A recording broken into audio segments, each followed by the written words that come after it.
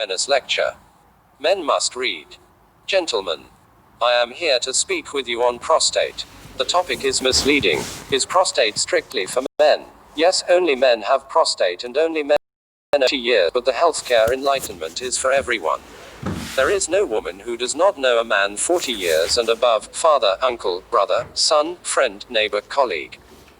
Essentially what I will be doing today is health promotion. Responsible health promotion must provide three things. 1. Information. 2. Reassurance. 3. A plan of action.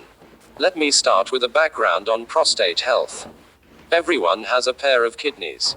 The job of the kidney is to remove waste. It is the LAWMA, waste management company, of your body.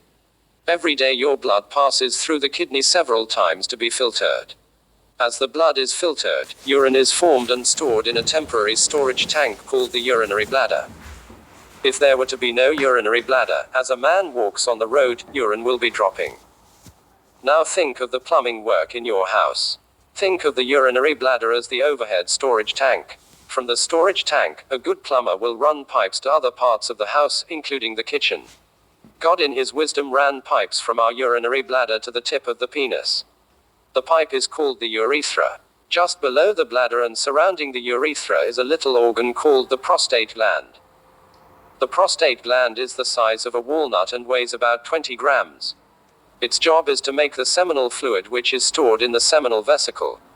During sexual intercourse, seminal fluid comes down the urethra and mixes with the sperms produced in the testicles to form the semen. So semen technically is not sperm. It is sperm plus seminal fluid. The seminal fluid lubricates the sperm. After age 40, for reasons that may be hormonal, the prostate gland begins to enlarge. From 20 grams it may grow to almost 100 grams. As it enlarges, it squeezes the urethra and the man begins to notice changes in the way he urinates. If you have a son under 10, if he has a little mischief like we all did at that age, when he comes out to urinate, he can target the ceiling and the jet will hit target. Call his father to do same wahala day. His urine stream cannot travel a long distance and sometimes may come straight down on his legs. So he may need to stand in awkward position to urinate. Not many men will be worried the urine stream cannot hit the ceiling. Toilets are on the floor and not on the ceiling. But other symptoms begin to show. Terminal DRIPPLING. The man begins to notice that after urinating and repacking, urine still drops on his pants. This is the reason why after an older man urinates, he has to ring bell. A younger man simply delivers to the last drop and walks away. Just see an older man coming from the bathroom. Sometimes he may clutch the newspaper closely to hide the urine stains, particularly on plain colored trousers. HESISTANCY. At this point you wait longer for the urine flow to start. There are two valves that must open for you to urinate, the internal and external sphincters. Both open, but because of obstructions, it's longer for the flow to start. Incomplete emptying.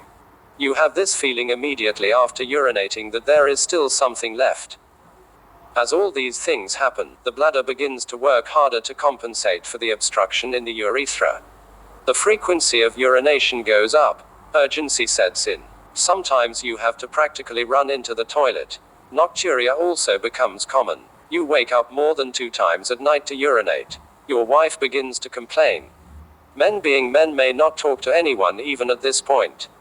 Then the more serious complications start. Stored urine gets infected and there may be burning sensation when urinating. Stored urine forms crystals. Crystals come together to form stone either in the bladder or in the kidney. Stones may block the urethra. Chronic urinary retention sets in. The bladder stores more and more urine. The size of the bladder is 40-60 centiliters. A bottle of Coke is 50 centiliters. As the bladder stores more urine, it can enlarge up to 300 centiliters. An overfilled bladder may leak, and this leads to wetting, urinary incontinence.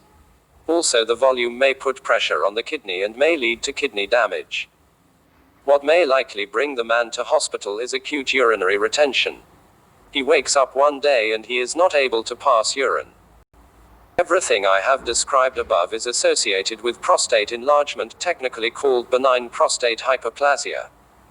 There are other diseases of the prostate like 1. Prostatitis, inflammation of the prostate. 2. Prostate cancer, cancer of the prostate. This discussion is on prostate enlargement. I have bad news and good news. The bad news is that every man will have prostate enlargement if he lives long enough.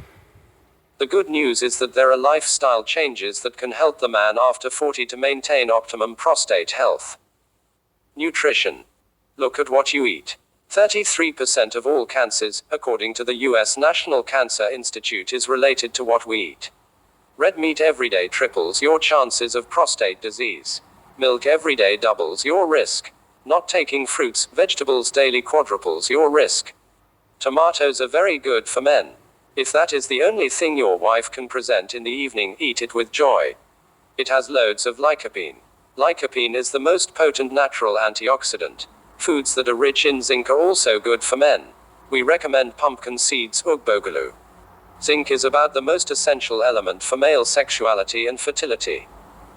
Men need more zinc than women. Every time a man ejaculates, he loses 15 milligrams of zinc. Zinc is also important for alcohol metabolism. Your liver needs zinc to metabolize alcohol. Alcohol consumption. As men begin to have urinary symptoms associated with prostate enlargement, it is important they look at alcohol consumption.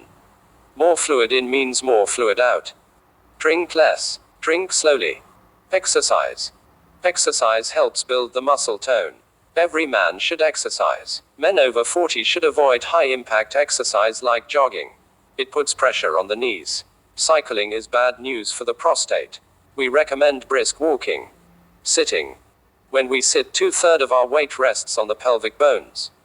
Men who sit longer are more prone to prostate symptoms. Do not sit for long hours. Walk around as often as you can. Sit on comfortable chairs. We recommend a divided saddle chair if you must sit long hours. Dressing. Men should avoid tight underwear. It impacts circulation around the groin and heats it up a bit. While the physiological temperature is 37 degrees, the groin has an optimal temperature of about 33 degrees. Pant is a no for men. Wear boxers. Wear breathable clothing. Smoking. Avoid smoking. It affects blood vessels and impacts circulation around the groin. Sex. Regular sex is good for the prostate. Celibates are more prone to prostate illness. While celibacy is a moral decision, it is not a biological adaptation. Your prostate gland is designed to empty its contents regularly. Blank. Thought when someone shared something of value with you and benefit from it. You have a moral obligation to share it with others because someone in your friends list might be saved. Forwarded as received. The subject is very important. Please post the message on the largest number of your acquaintances.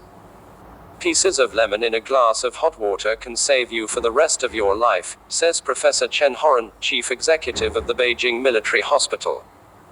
Even if you are busy, you should look at this message and pass it to others. Hot lemons can kill cancer cells. Cut the lemon into 3 pieces and place it in a cup, then pour hot water. It will become alkaline water. Drink it every day will certainly benefit everyone. Hot lemons can once again release an anti-cancer drug. Hot lemon juice has an effect on cancerous tumors and has shown treatment for all types of cancer. Treatment with this extract will only destroy the malignant cells and will not affect healthy cells. Second, the acids and monocarboxylic acid in lemon juice can regulate hypertension and protect narrow arteries, adjust blood circulation and reduce blood clotting. After reading, tell someone else and pass it on to someone you love and take care of your personal health. Advice. Professor Chen Horan points out that anyone who has received this letter is at least guaranteed to save someone's life. I have done my part. I hope you will help me to spread it too.